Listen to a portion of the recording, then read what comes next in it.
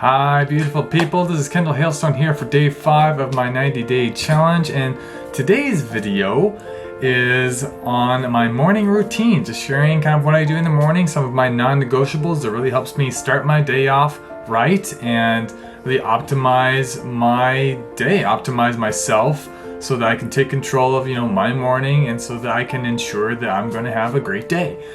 And before we get into it, please don't forget to subscribe to my channel. Thank you so much. Like this video and leave a comment below and let me know what are some of the non-negotiables for you in your morning routine that helps make sure that you have a great, awesome, epic day. All right, so let's go ahead and jump right into it. So first of all, first thing I do is a Wim Hoff breathing technique when I wake up. Well, I guess first of all, I wake up at 6. That's my aim. I was trying to wake up at 5:45 and I was having some success with that, but I changed it to 6 for the time being, but my goal is to move it back to 5:45. But anyways, 6 is my aim right now, and when I wake up I do Wim Hoff breathing technique. And what that is, if you've never heard of it before, it's a method of it's a deep breathing exercise where you use circular breathing, and I'll just kind of outline it for you so you kind of have an understanding what it is. So you inhale deeply up to like 100% capacity, first in through your stomach, then in through your chest, so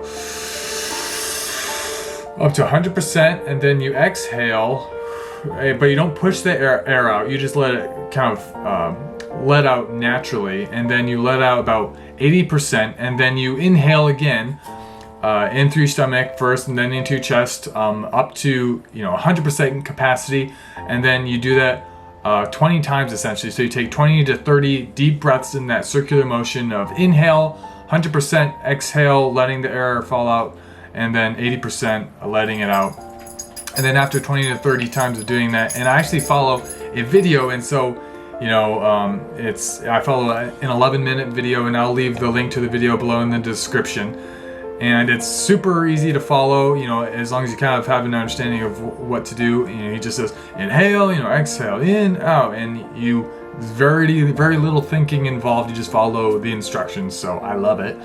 And so after you do those 20 or 30 breaths, you exhale and then you hold for, and I think in this video he holds for a minute to start, but if you can't hold for a minute to begin with, don't worry about it. The key is not to strain yourself with these breath holds, and so wherever you land on, however much time you can hold it for, great, but the goal is a minute. And then after a minute he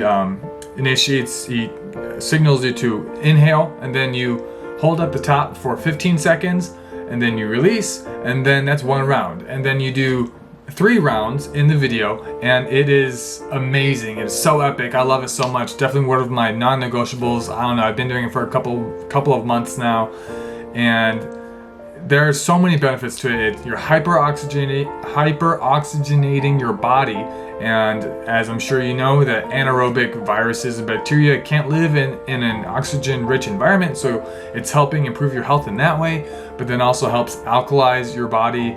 It also helps improve your blood flow. There's just so many benefits to it. So yes, I would highly recommend it, literally for everybody. I'd say it is a must for everybody to be doing deep breathing exercises every day. It takes 11 minutes, and like I said, very little thinking involved, just takes a little bit of discipline, that is all. So, all right, so after the Wim Hof breathing, I just introduced something new today that I was inspired by a friend that made a video. It was made a few weeks ago, but I just saw it yesterday, and his name's Coty Arnold, and you can look him up on YouTube under Coach Coty. It's C-O-T-Y, Coach Coty. And anyways, it's this vacuum hold, and basically it's, you take a couple of deep breaths, which doing it right after Wim Hof is perfect because you already are doing all this deep breathing. So you take a couple deep breaths and then you exhale. But then when you exhale, you basically are going to be sucking your belly button in towards your spine. See if I can just demonstrate. So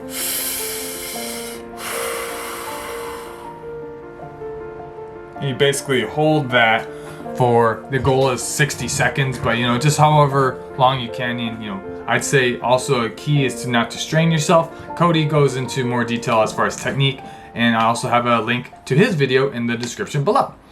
Alright, so after that, another inspiration I got from Coty in his video, and his video was on morning routine. Thus, inspiration for this video of my morning routine. But I just this morning I started implementing more body movements right in the morning, right after I get up. And so that involves downward facing dog, like in a yoga pose. Involves some shoulder rotations in both directions. And it involves for me some standing spinal twists. I really like that. And Coty has multiple other suggestions too, some ankle movement exercises that I think I'm going to implement tomorrow. And so you can check out his video also for some more suggestions in that area. All right, so next thing I do is that I bless and drink my water first thing in the morning. It's the first thing I have to drink. Before I eat anything, before I have any tea or any celery juice, I drink my water and I bless it beforehand. And I don't know exactly how much water I drink. I guess about 16 ounces or so. But when I bless it, I try to bless my food and my water before consuming it as often as I can remember to. And my blessing goes something like this. I call upon my higher self to bless this food or this water, and may it nourish and strengthen and cleanse my mind, my body, and my spirit. Thank you so much. Bless it, bless it, bless it. Thank you, thank you, thank you. It goes something like that. Obviously, you don't have to do exactly that, but I highly recommend that you give thanks to your food and your water before drinking it. It is scientifically proven to help.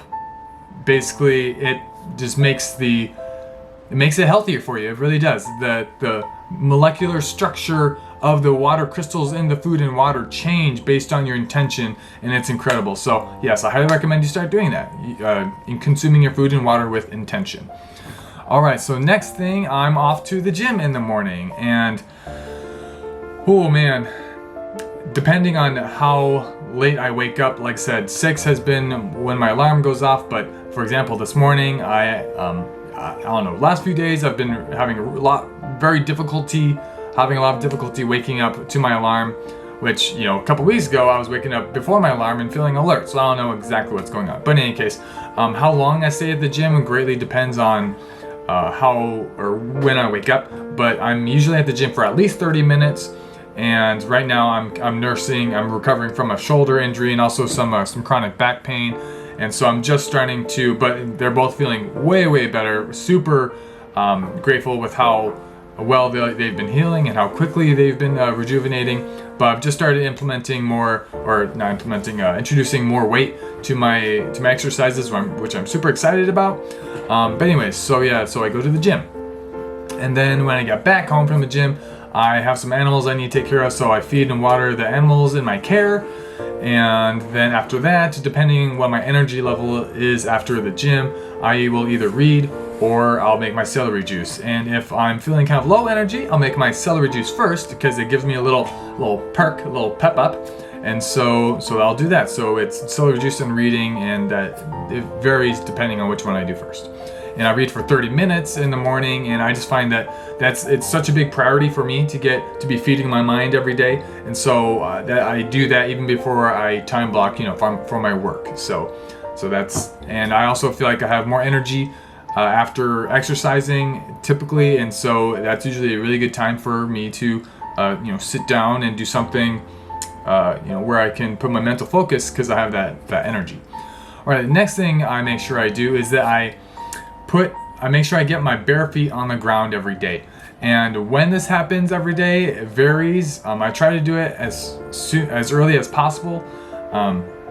Sometimes it's in the form of a hike, and then typically it's later on in the day, which I'll just walk barefoot. Otherwise, if I have a really busy day ahead of me, I'll just go out to my front yard or my backyard, put my feet in the grass, and it just really helps. It grounds me, and it's it just helps me energetically connect to the earth, and that's super important to me. So that's one of my non-negotiables.